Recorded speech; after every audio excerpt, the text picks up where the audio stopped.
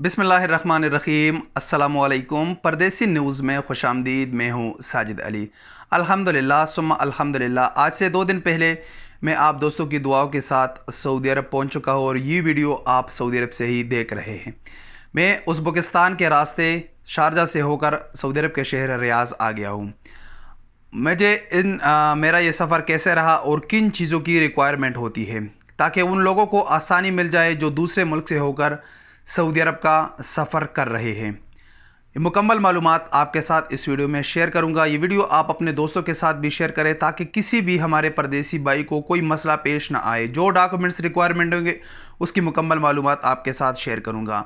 आप अगर पाकिस्तान या इंडिया से किसी दूसरे मुल्क जाते हैं तो उस मुल्क की क्या रिक्वायरमेंट है और क्या डॉक्यूमेंट्स की ज़रूरत होती है वो तो आपका एजेंट आपको प्रोवाइड करेगा और वही आपको गाइड करेगा।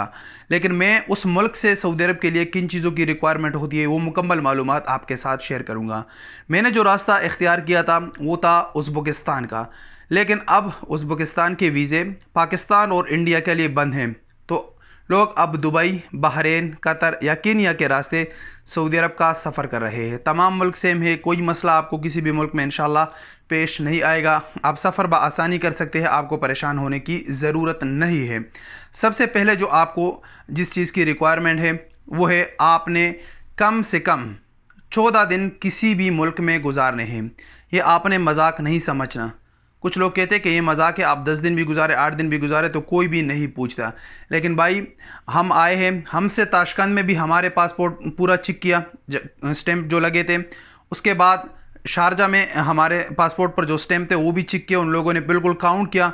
हमारे 15 दिन थे तो तब उन लोगों ने इजाज़त दिया। अगर आपका एक दिन भी कम हो 14 दिन से तो आपको बिल्कुल इजाज़त नहीं दिया जाएगा। उसके बाद रियाज में भी हमारे स्टैंप चेक किए गए पासपोर्ट और पूछा भी गया कि आपने किस मुल्क में कितने दिन गुजारे हैं। तो ये आपने बिल्कुल कम से कम आपने 14 दिन गुजारने हैं, कम से कम 14 दिन पक्के। आप जिस दिन पाकिस्तान या इंडिया से दूसरे मुल्क जाते हैं और जिस दिन आप उस मुल्क से सऊदी अरब का सफ़र करें, ये 2 दिन आपने नहीं गिनने हैं। इसके अलावा आपने 14 दिन गुजारने हैं, तो ये आपके लिए बिल्कुल ज़रूरी है। अब आते हैं बारी के डॉक्यूमेंट्स क्या रिक्वायरमेंट होंगे। डॉक्यूमेंट्स, अगर आप वैक्सीनेटेड हैं तो आपके पास आपके इकामे की एक फ़ोटोकॉपी होनी चाहिए। ये तो तमाम लोगों के लिए, चाहे वैक्सीनेटेड है या नॉन वैक्सीनेटेड है। आपकी इकामे की एक फ़ोटोकॉपी आपके पास होनी चाहिए। इसके बारे में बिल्कुल पूछते हैं क्योंकि आप जिस मुल्क से सऊदी अरब का सफ़र कर रहे हैं तो आपका अगर वाया है या आप सऊदी अरब का सफ़र करें तो आपसे इकामे के बारे में ज़रूर पूछते हैं। उसके बाद आपकी एग्ज़िट री एंट्री वीज़ा यानी आपकी छुट्टी का पेपर आपसे मांगते हैं। इसके बाद मुकीम पोर्टल की रजिस्ट्रेशन जो कि फ़्लाइट से 72 घंटे के अंदर अंदर किया जाता है वो भी बिल्कुल पूछते हैं और आपके पास उसका पेपर भी होना ज़रूरी है। तवक्कलना एप्लीकेशन का एक स्क्रीनशॉट जिस पर आपका स्टेटस इम्यून बता रहा हो, इसका भी एक प्रिंट आपके पास होना ज़रूरी है। इसके बाद आपका पीसीआर टेस्ट है जो कि फ़्लाइट से 72 घंटे के अंदर अंदर होना चाहिए, वो आप करेंगे और आपके पास उसका नेगेटिव पीसीआर होना ज़रूरी है। तो और इसके साथ तवक्कलना एप्लीकेशन में एक ऑप्शन है हेल्थ पासपोर्ट। हेल्थ पासपोर्ट का अगर आप प्रिंट निकालें और उसकी फ़ोटोकॉपी कर ले तो ये आपके लिए ज़रूरी है, क्योंकि शारजा में हमसे इसके बारे में पूछा गया कि भाई आप अपना हेल्थ पासपोर्ट दिखाएं, तो उसका प्रिंट मेरे पास मौजूद था और मैंने प्रिंट दिखा दिया। अगर इन डॉक्यूमेंट्स में कोई भी चीज़ आपके पास कम हो तो आपको सफ़र में काफ़ी मुश्किलात का सामना करना पड़ सकता है और अल्लाह ना करे आपको डिपोर्ट भी किया जा सकता है, आपको वापस भी भेज दिया जा सकता है। तो इन चीज़ों के अगर आप प्रिंट निकालें तो बेहतर है, वरना अगर आपके मोबाइल में भी ये तमाम डॉक्यूमेंट्स मौजूद हो तब भी आपके लिए कोई मसला नहीं है, आप सऊदी अरब आ सकते हैं। रियाज में जब हम पहुंचे तो रियाज में सबसे पहले हमारा पीसीआर चेक किया गया, पीसीआर जो टेस्ट था। उसके बाद काउंटर पर हम चले गए। काउंटर पे सबसे स्टैंप लगाने से पहले हमारा पासपोर्ट चेक किया गया कि आपने कितने दिन किसी दूसरे मुल्क में गुजारे हैं, वो हमने उन लोगों ने चेक किया। जब वो कंफर्म हो गए तो उसके बाद हमारी यहाँ पर एंट्री कर दी गई है।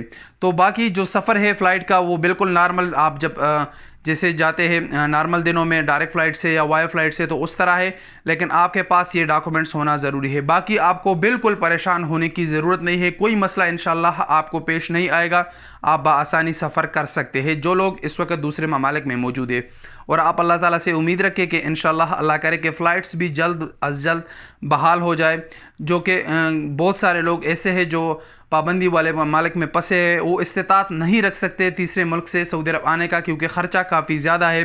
आजकल तो तकरीबन 2.5 लाख से लेकर 3-3.5 लाख रुपए तक आपका ख़र्चा होता है। तो कुछ बहुत सारे लोग ऐसे हैं जो परेशान है और इसकी इस्तिताअत नहीं रख सकते। तो अल्लाह ताला से दुआ है कि अल्लाह ताला फ़्लाइट्स भी जल्द से जल्द बहाल करे ताकि तमाम लोग बआसानी सऊदी अरब का सफ़र कर सके। अस्सलामु अलैकुम वरहमतुल्लाहि वबरकातुहू।